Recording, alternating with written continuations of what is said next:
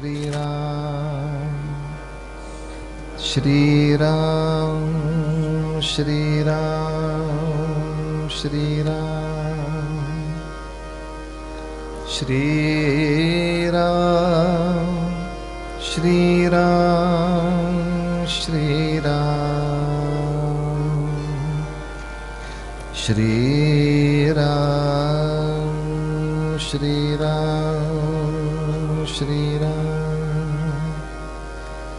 श्रीमन्महागणाधिपतये नमः। श्री सरस्वत्यै नमः। श्री गुरुभ्यो नमः। सर्वदेवेभ्यो नमो नमः। वक्रतुंड महाकाय सूर्यकोटिसमप्रभ निर्विघ्नं कुरु मे देव सर्वकार्येषु सर्वदा।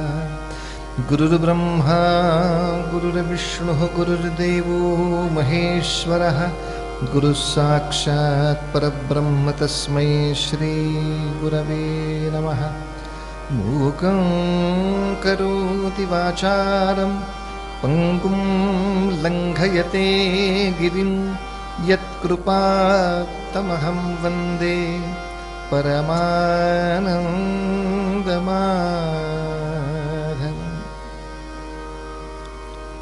निसारे मम प गा रे मरे सने पने रे सा पने सारे ने पसा पने साग ने साग ग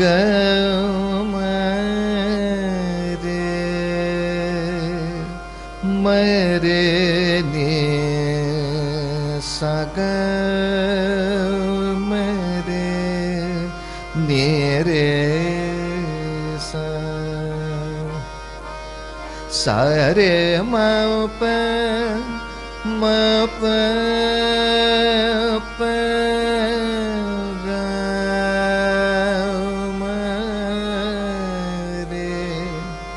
रे म पद प पद म प ग म रे म प नि प ध म प ग म रे म रे ने प ने रे सा। हरि जय जय राम जय जय राम हरि जय जय राम राम कृष्ण हरि हरि जय जय राम राम कृष्ण हरि हरि जय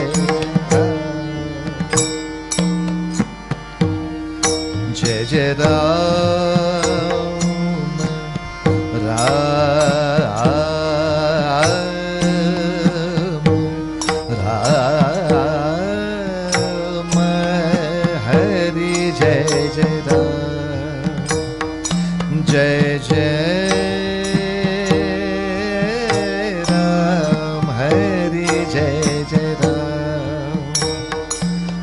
सागर जय जय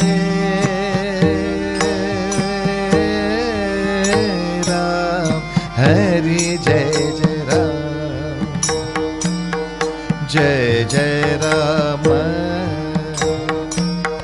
गोवर्धन धन गोपालन रतन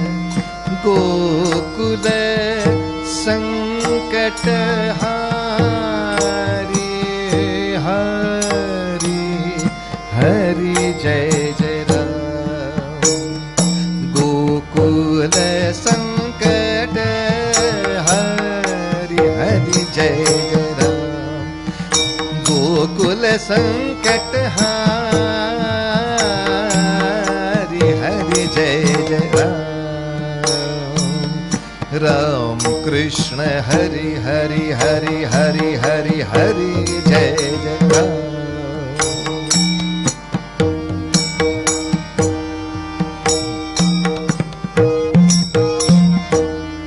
नव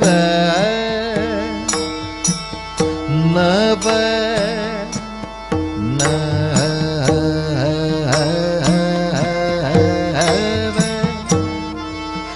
नव नीरद सम राम नव नीरद सम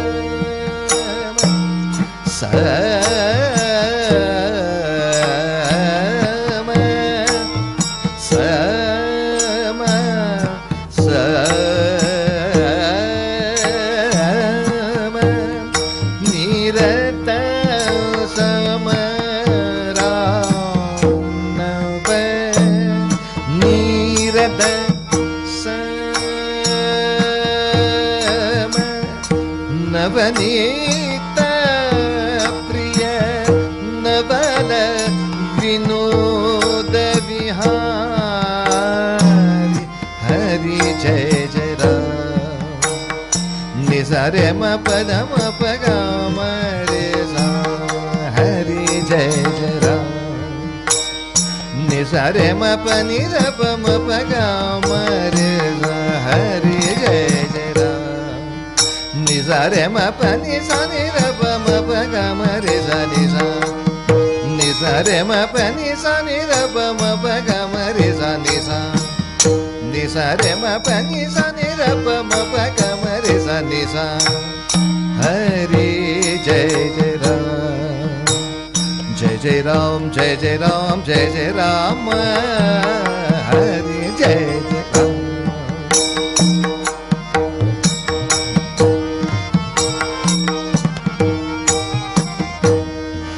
दुर्वासोनुत दुःख विमोचक दुर्जन संगम हरि रे हरि रे हरि जय जय राम दुर्वासोनुत दुःख विमोचक दुर्जन संगम हरि हरि जय जय राम रे म पनि सा सा नि र प म प ग म रे सा नि सा नि र प म म रे सा नि सा म रे प म ध प सी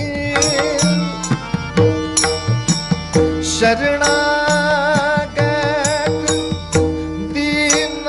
दीनाथ शरणी नेयी रे करुणा दृष्टि निहारी करुणा दृष्टि निहारी निहारी निहारी हरि जय जय राम राम कृष्ण हरि हरि जय जय राम हरि जय जय राम हरि जय जय राम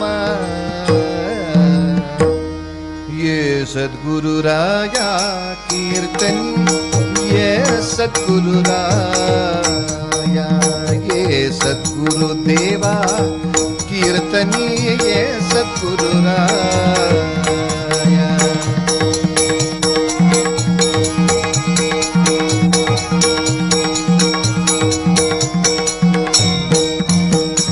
मती मंदमी काहीच नेणू मती मंदमी काहीच नेणू सांख्य अथवा न्याया गुरुदेव सांख्य अथवा न्याया कीर्तनी ये सद्गुरुराय ये सद्गुरुदेवा कीर्तनी ये सद्गुरुराय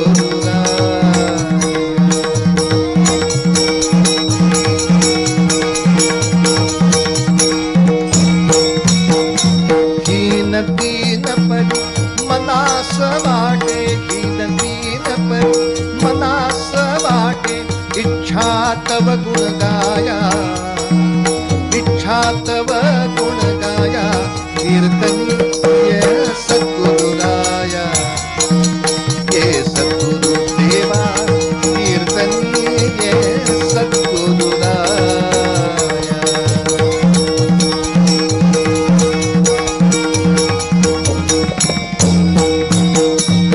जनार्दन सद्गुरु ते विनवी जनार्दन सद्गुरु ते विनवी निरंजनी चाराया निरंजनी चाराया कीर्तनी ये सद्गुरुराया ये सद्गुरुदेवा कीर्तनी ये सद्गुरुराया ये सद्गुरुराया ये सद्गुरुराया जन्मनामार्थ झाला जयाने सदा वासनामात केला जयांच्या मुखी सर्वदा नाम कीर्ती नमस्कार त्या ब्रह्मचैतन्य मूर्ती सद्गुरुनाथ महाराज की श्री सद्गुरु अबा महाराज की जय जय जय रघुवीर समर्थ राम गावा राम ध्यावा राम जीवीचा विसावा कल्याणाचे जे कल्याण रघुरायाचे गुणगान मंगलाचे जे मंगल राम कौसल्येचा बाळ राम कैवल्याचा दानी रामदास अभिमानी जय जय रघुवीर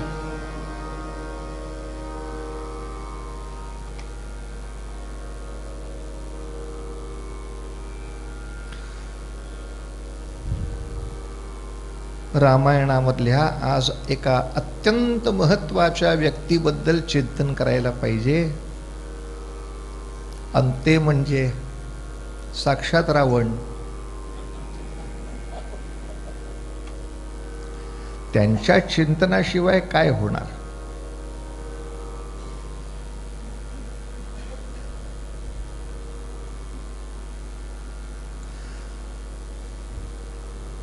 अनेक गोष्टींच्या बद्दल अनेकांच्या मनामध्ये प्रचंड गैरसमज मूळ ग्रंथ न वाचल्यामुळे निर्माण झालेले आहेत. यथाशक्ती आपण ते गैरसमज दूर करायचा प्रयत्न करायचा. ते दूर होतीलच याची शाश्वती आपण देऊ शकत नाही आहे असं प्रामाणिकपणे सांगणं इतकी भूमिका कीर्तनामध्ये आपण ठेवूया. आधी ज्याच्याबद्दल एकमत आहे त्या दोन गोष्टी सांगतो. एकमत असं आहे की तो वेदशास्त्र संपन्न आहे, याबद्दल दुमत नाहीच. बरं, सत्ताधीश आहे, श्रीमंत आहे, नेतृत्व गुणांनी संपूर्ण आहे. नेतृत्व हा विषयच वेगळा आहे.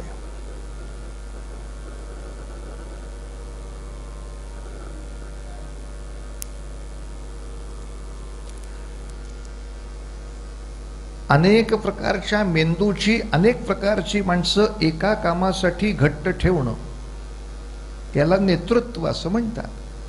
कारण प्रत्येक व्यक्तीमध्ये काही ना काही भिन्नता आहेच. एवढ्या भिन्नता लक्षात घेऊन त्यांना एका धाग्यात गुंफून दाखवणं हा विलक्षण नेतृत्व गुण त्याच्याकडे आहे. तो संगीत विद्या विशारद आहे, तो वीणा वादक आहे. अरे बाबा काय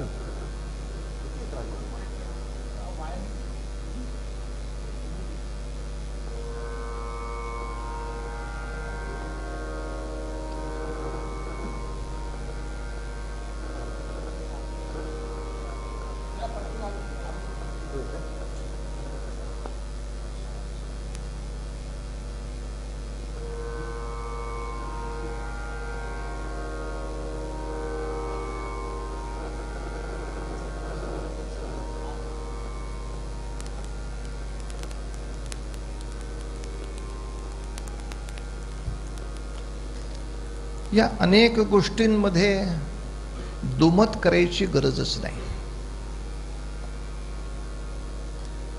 भेदाचा मुद्दा एकाच ठिकाणी येऊ शकतो आणि तो म्हणजे शिवभक्त.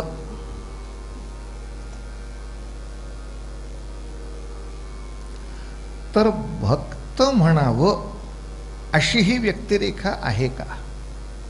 आणि त्याला जर भक्त म्हटलं तर मग रामाने कोणाला मारलं?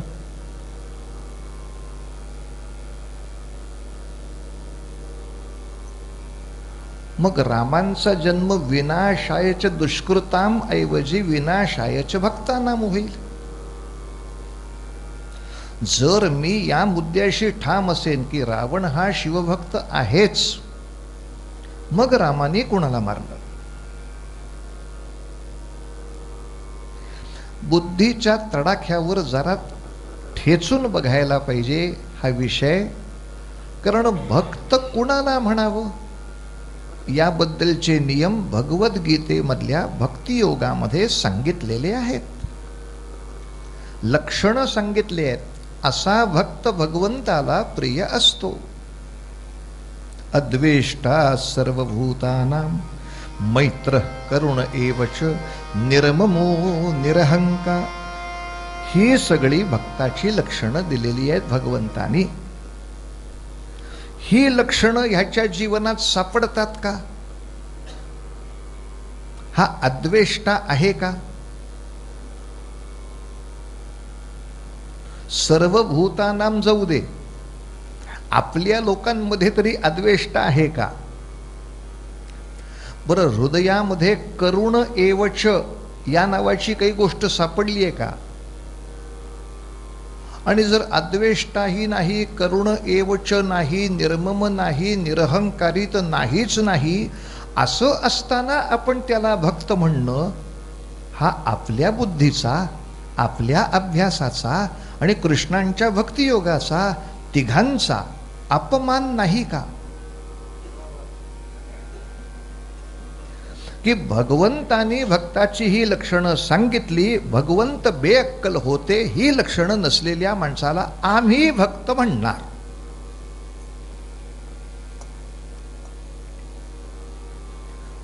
तर आपण कोणाला चॅलेंज केलात? अनपेक्ष शुचिरदक्ष हा कुठं येते? कुठं लक्षण आहे? हा मग एकच त्याला मधला पर्याय आहे की तो शिव उपासक आहे.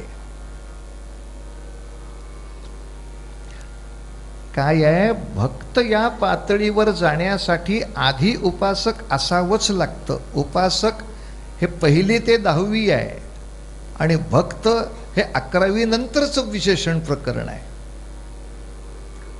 म्हणून तर उपासनेमध्ये कर्मकांडाचं महत्व अधिक आहे, भक्तीमध्ये अंतःकरणाचं महत्व अधिक आहे.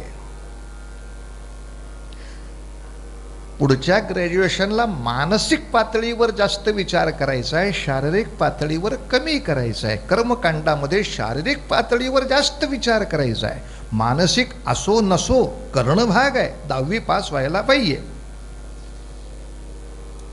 त्यामुळे जो भक्त असतो तो उपासक असतोच.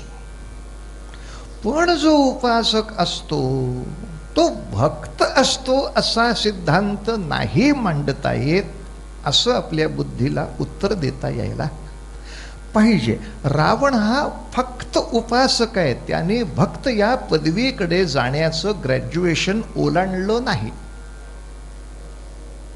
त्याची सगळी कर्मकांड ही स्वार्थासाठी आहेत, परोपकारासाठी. त्याच्या आयुष्यात त्याने एकही प्रार्थना सुद्धा केलेली नाही. काम तर पुदूर. आता कुळाचा विचार करता हा ऋषींच्याच कुळातला. म्हणजे रावणाचे आजोबा कोण विचाराल तर पुलस्त्य नावाचे ऋषीच. या पुलस्त्य ऋषींचा मुलगा विश्रवा या विश्रवाचं एक लग्न झालं, त्यांना एक मुलगा पण झाला, तो कुबेर. विश्रवाचा पहिला थोरला मुलगा कुबेर, म्हणून त्या कुबेराला वैश्रवणाय महाराजाय नमः. तो वैश्रवण विश्रवाचा मुलगा, तो कुबेर. नंतर या विश्रवाचं दुसरं लग्न झालंय, ते रावणाच्या आई बरोबर. ती आहे राक्षसी, तिचं नाव केकसी.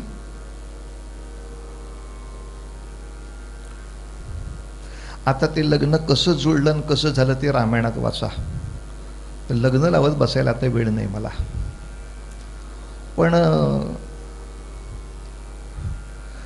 बोलण्यामध्ये विश्रवा ऋषीला फसवून केकसीनं हा विवाह विधी संपन्न केलेला आहे, एकूण रामायण पाहता.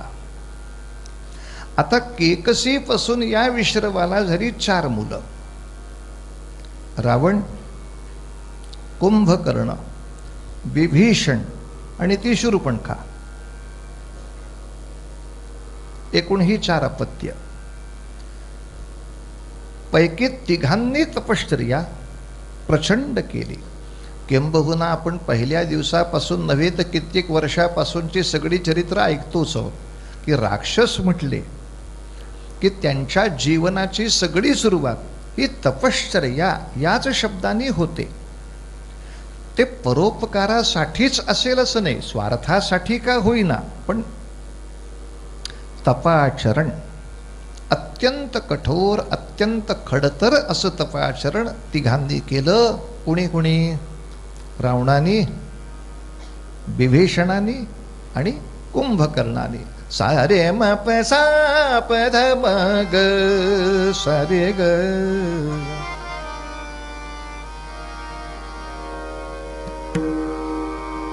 रावण कुंभ विभीषण धा धिन धिन धा धा तिन धा धा तिन तिंता. विभीषण हा रावण कुंभ रावण कुंभ विभीषण रे म प नि सा. रावण कुंभ विभीषण सर्वचिते करती तपानुष्ठान. सर्वहिते करती तपानुष्ठान. रावण कुंभ विभीषण निजारे म प नि सा. रावण कुंभ विभीषण.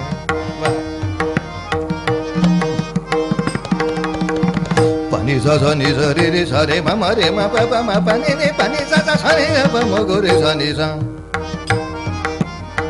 रावण कुंभ विभीषण. त्या 3घांना सोडायचं नाही, असं कुठंही गेलो तरी पकडायचं परत 3घांना. तपश्चर्या करतायत ना. पसा नि सा नि सा नि सा नि सा नि सा नि सा प रे सा रे सा रे सा रे सा रे सा रे सा रे सा रे सा ग रे ग रे ग रे ग रे ग रे ग रे म रे म रे म रे म रे म रे प म प म प म प म प म प प नि प नि प नि प नि प सा. सा रे रा प म ग रे सा. सा रे रा प म ग रे सा. सा रे रा प म ग रे सा. रावण कुंभ विभीषण. हो रावण कुंभ विभीषण सर्वहिते कर तपानुष्ठान. सर्वहिते करति तपानुष्ठान.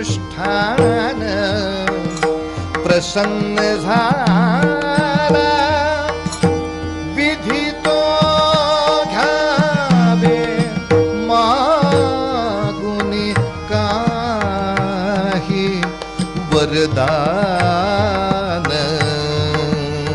रावण कुंभ विभीषण. रावण कुंभ विभीषण.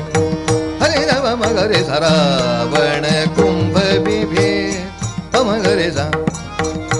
म ग रे सा नि ध प म ग रे सा सा नि ध प म ग रे सा रे सा नि ध प म ग रे सा ग रे सा नि ध प म ग रे सा तीनदा ग रे सा नि ध प म ग रे सा ग रे सा नि ध प म ग रे सा रावण कुंभ विभीषण रावण कुंभ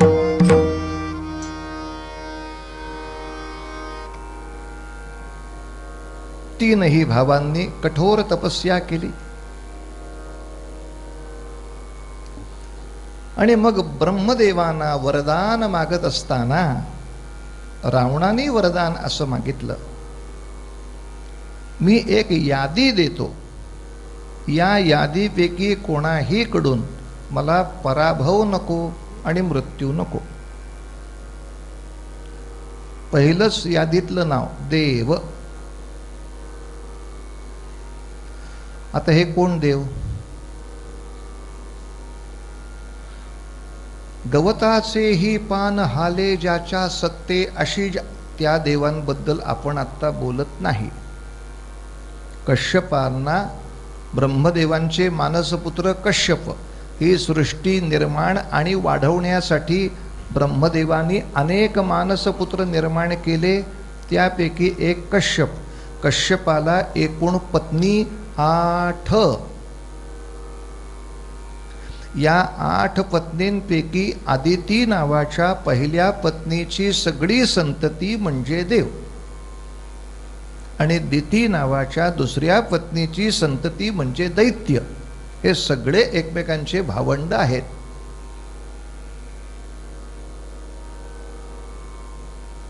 फक्त वृत्तीमध्ये दोघांचा फरक येतो आहे एवढाच.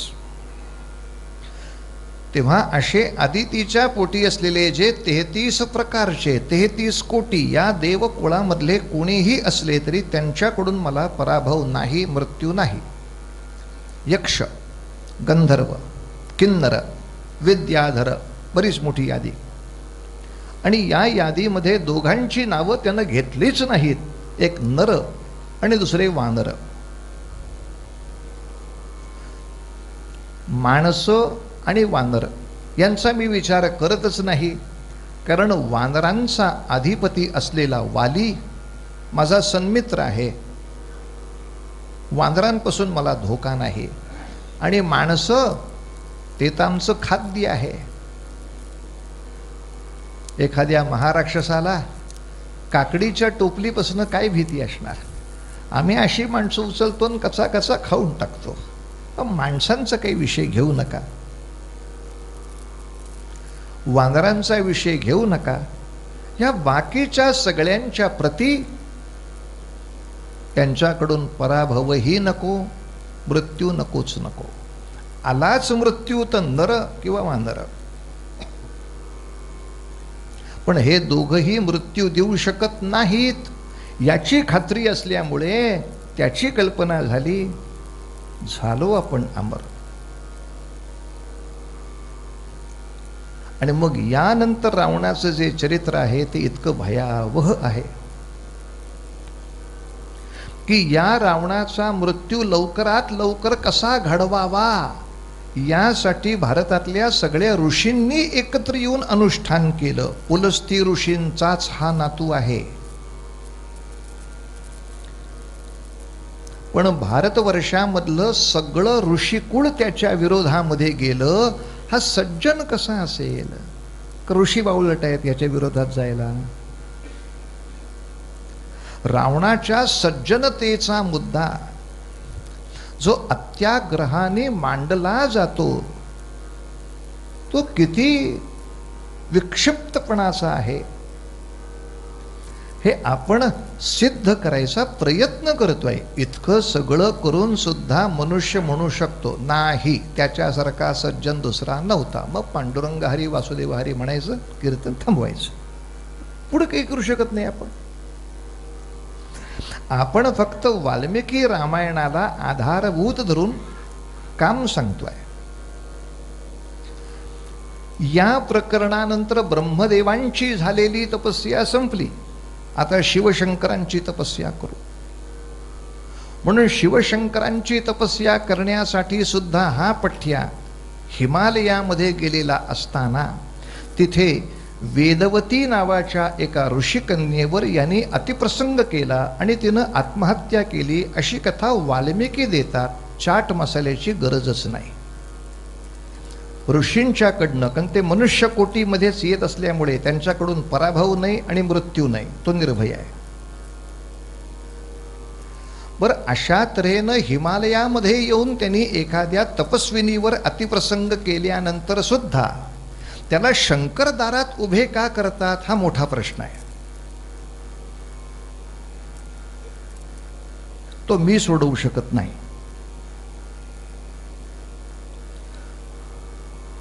कोणत्याही एखाद्या उच्च पदावरच्या मनुष्यानं उच्च कोटीनं सांगितलं असतं, असं असं वागत असेल तर परत आमच्या इथे येत जाऊ नको, पहिला बाहेर हो.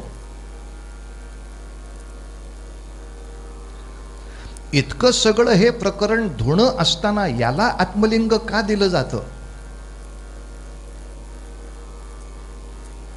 मोठे गहन प्रश्न आहेत, त्याची काही उत्तरं सोडवायची असतील तर सोडवूया आपण. पण सांप्रत आणखीन रावण कसा होता याचं वाल्मिकींनाच हाताशी धरून 2 प्रकरणं सांगतो. त्यातलं पहिलं प्रकरण, हा आपल्या पुतण्याच्या लग्नासाठी गेला. कोण पुतण्या? कुबेराचा मुलगा. कुबेर सावत्र भाऊ तसा त्याचा. लंका खरी सोन्याची केली ती कुबेराने केली, पण रावण तपस्या करून आला आणि त्यांनी आपल्या थोरल्या भावाला हाकलून लावला, ही त्याची नीती परंपरा आहे. आणि मग शेवटी कुबेराने पलीकडे जाऊन हिमालयाच्या पलीकडे यक्ष नगरी नावाची वेगळी स्वतःची नगरी केली. त्याच्यावर सुद्धा या महामूर्खांनी 10 वेळा आक्रमण केली, कारण यक्षाकडून ह्याला पराभव नाही आहे. आणि या गोंधळात तिथलं पुष्पक विमान पळवून आणलं. पुष्पक हे कुबेरानी त्याच्यावर प्रसन्न होऊन देवानी दिलेलं विमान होतं. दुसऱ्याची प्रॉडक्ट आणायची आणि स्वतःची लेबल लावायची, हे धंदे त्यांनी खूप केले आहेत. त्यामुळे अलीकडच्या महामूर्ख अडाण्यांच्या डोक्याने पुष्पक विमान कोणाचं होतं? रावणाचं नव्हतं, ते कुबेराचं होतं. याने सभ्य मराठी भाषेत ढापलं, पळवून आणलंय त्यानं. रावणाने आत्तापर्यंत अनेक राज्यांवरती स्वाऱ्या केलेल्या आहेत. नागालँडवर स्वारी केली आहे, म्हणजे नाग लोकांवर स्वारी केली आहे. यक्षनगरीवर स्वारी केली आहे. आणि या अनेक स्वाऱ्यांच्या मध्ये कुंभकर्ण त्याचा सहकारी असा सेनापती आहे. आणि या दोघांनी मिळून रामायणातल्या प्रत्यक्ष टेक्स्टबुक प्रमाणे त्यांनी तिथल्या अनेक कुलस्त्रियांचं आत्तापर्यंत अपहरण केलेलं आहे. त्याच्या आयुष्यात सीता हे पहिलंच प्रकरण नाही. किंबहुना सीतेला आणल्यानंतर मंदोदरीच्या मुखी जे श्लोक आहेत ते आपण नीट पाहिलेत की कळेल. अशा रीतीनं तुम्ही जन्मभर अनेक कुलस्त्रियांना इथे आणून त्यांना शोकमग्न करता. पतिव्रता स्त्रीच्या नेत्रातून वाहिलेले अश्रू वाया जात नाहीत, तुमचा विनाश जवळ येतो आहे. मंदोदरीसारखी इतकी महापतिव्रता आपली पत्नी असताना सुद्धा सातत्याने स्त्रीशीलाचा दरोडेखोर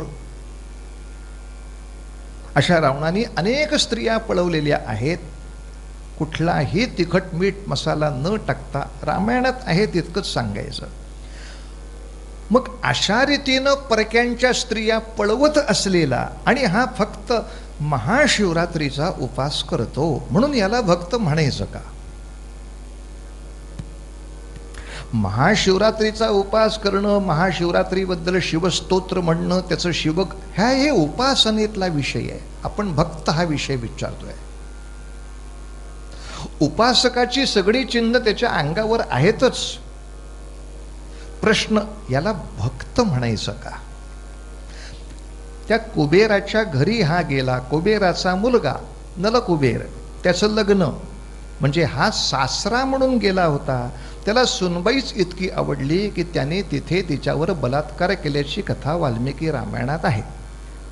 जो आपल्या अपत्यवत असलेल्या सुनेवर सुद्धा मंडपात बलात्कार करतो, अशा रावणाला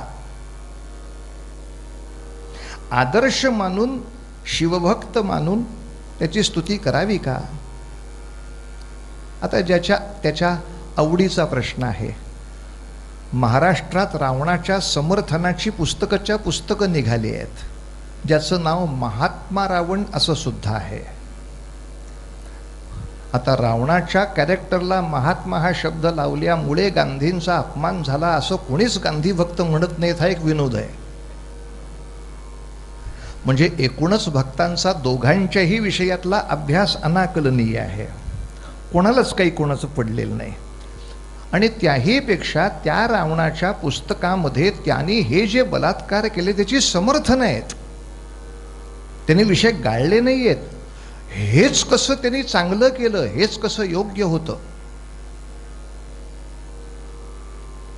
इतकी बीभत्स वर्णनं साहित्यिकांनी साहित्याच्या नावाखाली केली आहेत. आणि महाराष्ट्रात अनेक ठिकाणी रावण सेना गठीत केल्या आहेत. दक्षिण भारतामधले अनेक प्रांत रावणाची मंदिरं बांधून पूजा करणारी आहेत. जेव्हा अखिल भारतीय स्तरावरती रामानंद सागर यांची रामायण मालिका चालली होती आणि ज्या एपिसोडमध्ये रावणाचा वध होणार होता, त्या दिवशी या सगळ्या दाक्षिणात्य प्रांतांनी आपले टीव्ही बंद ठेवले, शिवभक्तांचा मृत्यू आम्ही बघू शकत नाही म्हणून. म्हणजे एकूण अखिल भारतीय स्तरावरती रावणाचं योग्य मूल्यमापन पोचवायला हिंदूंचे धर्माचार्य आणि त्यांचे शिष्य सपशेल अयशस्वी ठरले. हेच त्या मॅचचं फलित होतं. भारत हा एकमेव असा विचित्र देश असेल की ज्याच्यामध्ये रामाचीही मंदिरं होतात आणि रावणाचीही होतात. नाशिकमध्ये शूर्पणखेचं मंदिर आहे. शूर्पणखा जिथे रामाला भेटली ते स्थान असं तुम्ही म्हणू शकता, पण त्याला मंदिर असा शब्द का द्यायचा? नाशिकमध्ये एवढे कुंभमेळे झाले, एकदा सुद्धा तुम्ही सगळ्या धर्माचार्यांनी एकत्र येऊन हा मंदिर शब्द हटवायचं सुद्धा धाडस केलं नाही. काय हिंदू धर्माने तुमच्यावर विश्वास ठेवायचा? बोललं तर त्यांना त्रास होतो, आपल्याला त्रास होतो. तेव्हा कसं मी ठरवलं आपण असं काही बोलायचं नाही, त्रास होईल असं. पण शेवटी मूल्यमापन केलं पाहिजेच ना. तुम्ही बाप म्हणून जर आमच्याकडनं पाद्यपूजा करून घेता तर बापासारखं वागायला नको?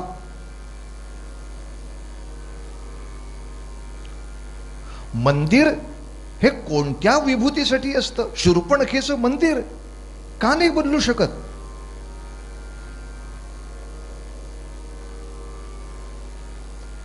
रावणाने इतके बलात्कार आणि इतका स्त्री शिलाचा हा दरोडेखोर, हा कसा संपावा अशी सगळी ऋषी मुनींना चिंता.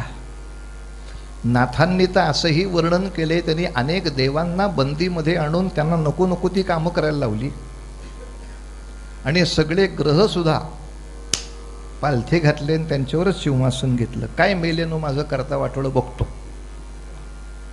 आणि मग असं झाल्यानंतर नारद मुनी त्या शनिदेव नावाच्या देवांना भेटले.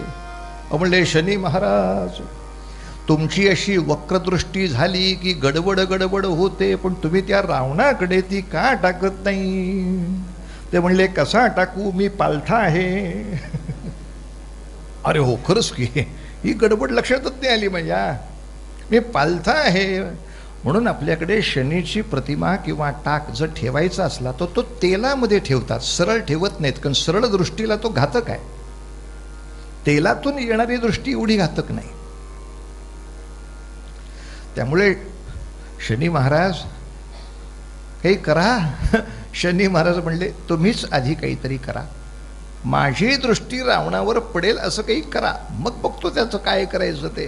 अरे वा, इतकं कळल्यानंतर मग कशाला थांबा, लगेच नारद मुनी आमचे रावणाकडे. नारद मुनी म्हटल्यानंतर वाजवायला नको का? नारद मुनी न वाजवता कुठं जातील काय? ते आपल्या नेहमीच्या कीर्तनी भाषेत स्वर्गात जातात, नाहीतर स्वर गात जातात. त्यामुळे असं काहीतरी सूर गायल्याशिवाय नारद मुनी आल्यासारखं कसं वाटेल? नारायण रमा रमणा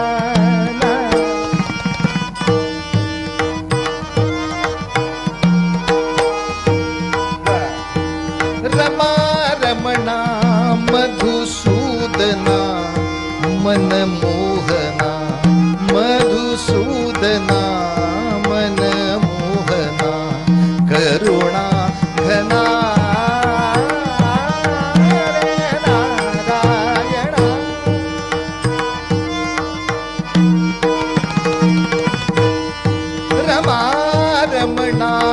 मधुसूदना मन मोहना मधुसूदना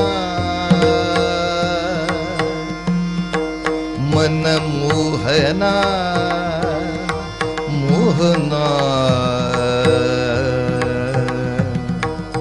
मोहना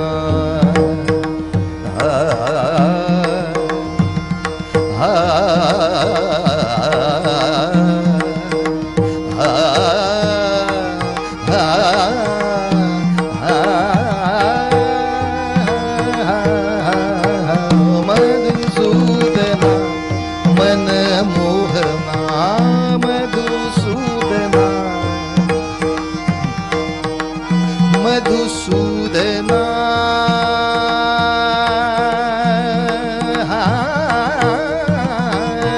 रे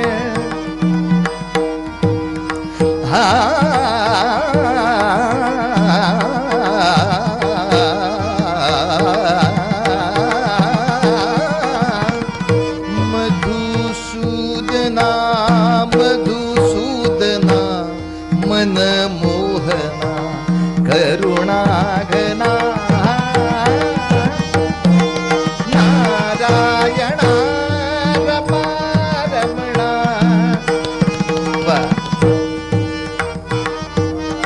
धाव आता श्री हरी झडकरी बलसागर गोविंदा धावता श्री हरी झडकरी बलसागर गोविंदा तुझ्या चरणी सादर वंदन करितो परमानंदा करितो परमानंदा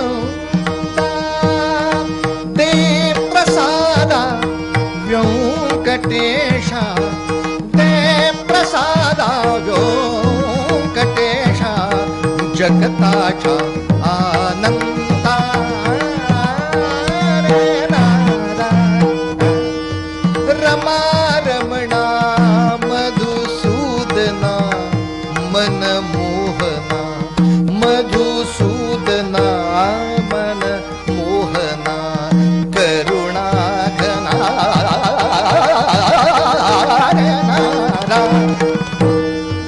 रमा रमणा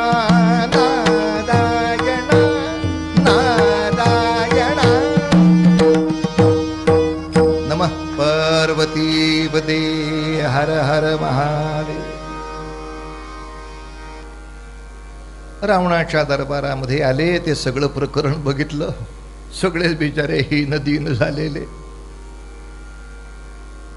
वा वा वा रावणा, अगदी नवग्रहांना पालथ घालून त्यांच्यावर सिंहासन केलंयस. वा अप्रतिम. पण रावणा, तुझ्या कल्याणासाठी एक सांगू का रे? काय सूर आहे लेकाचा. तुझ्या कल्याणासाठी एक सांगू का रे? पाठीवर उभं राहणं यापेक्षा छातडावर उभं राहण्यात शौर्य जास्त आहे. ऑलिम्पिक मध्ये बघितलं नाहीस का? पोटावर मल्लाला झोपवलं आणि तुम्ही पाठीवर, ते काही तो चीत नाही झाला, पाठ लागली पाहिजे, छातीवर पाय दिला पाहिजे. आणि का कोणास ठाऊक इतक्या शहाण्या माणसाला ते पटलं. ये सबसे खतरनाक है. मग त्याने शनिदेवाला केलाच उलटा. शनी म्हटला, धन्यवाद, काय आमच्या टप्प्यात प्रकरण आणलं म्हणजे मग पुढं आम्ही काहीतरी करू शकतो. त्यांनी पालताच घातल्यावर मी काय करू त्याला. तेव्हा एकूण रावणाच्या चरित्राकडे पाहता त्याला भक्त म्हणणं, किंबहुना त्याला आदर्श मानणं, हे आपल्या बुद्धिमत्तेला लांछन आहे. आणि असं अनेकांनी मानणं हा आपल्या प्रचाराचा पराभव आहे. तेव्हा सगळ्या हिंदुस्थानाला तुम्हाला आम्हाला नाही पटवता आलं, पण आपल्या परिवारातल्या 10 लोकांचे गैरसमज तर दूर कराल. एक 100 विद्यार्थ्यांच्या डोक्यातले गैरसमज तर दूर कराल की मुळात रावण ही अशी आदर्श मानण्यासारखी व्यक्तिरेखा नाही. त्याच्या विद्वत्तेबद्दल वाद नाही, कलागुणांच्या बद्दल वाद नाही. मग वाद कशाबद्दल आहे? आपल्याकडे भारतीय नीतिशास्त्रात सर्व गुणांपेक्षा नीतिमत्ता हा पहिला गुण मानला जातो. नीतिमत्तेमध्ये गडबड असेल तर मग बाकी सगळे सद्गुण असून सुद्धा त्याचं फारसं कौतुक नाही. अप्रतिम गायक आहेत, यांना बोलवा बरं का. अगदी फुकट सुद्धा कार्यक्रम करतात, 4-4 तास गातात, 6 तास मैफल झाली तरी दमत नाहीत, बोलवा बरं का. आत्तापर्यंत यांची मैफल कुठं ऐकली नाही. जातील तिथली बायको पळवतात, पण गाणं चांगलं आहे. आता काय करायचं या गाण्याचं? गुणवत्ता थोडी कमी जास्त चालते. आपल्या मराठी साहित्यामध्ये एक चित्रविचित्र हा विनोद आहे. लग्नाची बैठक. मुलाचं काय आहे? नोकरी आहे का शेत आहे? व्यवसाय? दोन्ही आहे. वा वा वा वा, अप्रतिम. मग व्यसन? स्वप्नात सुद्धा नाही. वा वा वा, अप्रतिम. मग काय शेतावर घर आहे का फ्लॅट आहे? दोन्ही आहे. वा वा वा वा, अप्रतिम. चला मुहूर्त काढूया. नाही म्हणले जरा एकच दोष आहे. आता एवढ्या गुणानंतर एखाद्या दोषाकडे दुर्लक्ष करता आलं पाहिजेच. काय दोष आहे? खोटं बोलतात. पांडुरंगारी वासुदेवारी. काय करायचं आत्ताच्या यादीचं? मग माणूस म्हणतो मेल्या 4 बिल्डिंगा नको, 1 ब्लॉक असला तरी चालला असता. खरं तर सांग मला काय ते. म्हणजे शेवटी कशावर आपण विश्वास ठेवला? यादीवर का नीतीवर? असा विचार जर केला तर रावणाकडे हे आहे, रावणाकडे आपण बायको पळवते, त्याचं काय करता? स्त्रियांचं अपहरण करतोय, स्त्रियांच्या शीलाचा एवढा मोठा दरोडेखोर दुसऱ्याच्या धनाचा अपहार करतोय. त्याचा पगार घेतलेले सुबाहू, मारीच, त्राटिका, खरं, दूषण, शूर्पणखा सगळ्या ऋषीमुनींना त्राही भगवान करतायत. तिथे यज्ञाला आलेल्या लोकांना कच्चे कापून खाऊन टाकतायत. एवढे भयानक उत्पात करणाऱ्या सगळ्या राक्षसांचे पगार कोणाच्या बँकेतनं जातात? रावणानेच प्रत्येक वेळेला काही कोणाची तंगडी उचलून खाल्ली पाहिजे असं नाही, पण जे खाणारे आहेत त्यांना पगार कोण देतोय? तोही तेवढाच दोषी मानला जातो. दुर्दैवाने अलीकडं रामायण कुणीच वाचत नसल्यामुळे सगळे आपण सुखी आहोत की तुम्हीच गायी कापायला लागतात असं नाही. कत्तलखान्याला जे परवानगी देतात ते गाय कापणारेच असतात.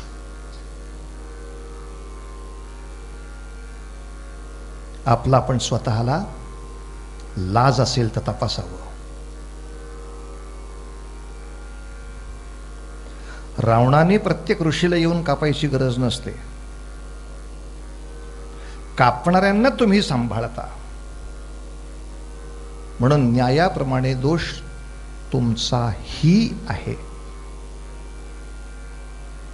आणि मग आपण सांगतो आम्ही एवढं केलं, आम्ही एवढं केलं, आम्ही केवढं केलं, आम्हाला त्याचं फळ का नाही मिळत? अहो बासुंदी एवढी होती, बुडाला भोकं पाडलीत तुम्ही तुमच्या पातकांनी, त्यांचं काय करायचं आहे? ती भोकं कधी बुजवायची? नाही तर बासुंदी मातीतच जाणार आहे, दुसरं काही नाही होणार. गो मातेचे शाप काय गप्प बसतील? तेव्हा इतक्या विविध पद्धतीनं जगाला त्रास देणारा रावण असूनही अशा नारदांच्या मुळे रामाचं काम सोपं होणं, असं आपण दोन व्यक्तिरेखांबद्दल बोललो की असे जगामध्ये हलकट असतातच रावणासारखे. किमान युद्ध नाही करता आलं तर नारदांसारख्या माणसांनी त्याची शक्ती कशी कमी होईल याचे प्रकल्प तर करावेत, याचे प्रयत्न तर करावेत, प्रचाराचा प्रयत्न करावा, त्याला असा काहीतरी सल्ला द्यावा की तो सल्ला ऐकून तो गार होईल. सल्लागार काहीतरी तर प्रयत्न करावे. आम्ही आमचे फक्त कीर्तन करणार. मर तुझ्या बेळात जाऊन. बेळातल्या उंदरासारखं काम करून कसं चालेल? नारदांसारखं अवघे विश्वशी आमचे घरं आणि आमच्या घरामधला दोष काढणं हे आमचं गृहकृत्य, दक्षतेचं लक्षण आहे. त्याच्याकडे दुर्लक्ष करणं हे काय गृहकृत्य, दक्षता म्हणायची?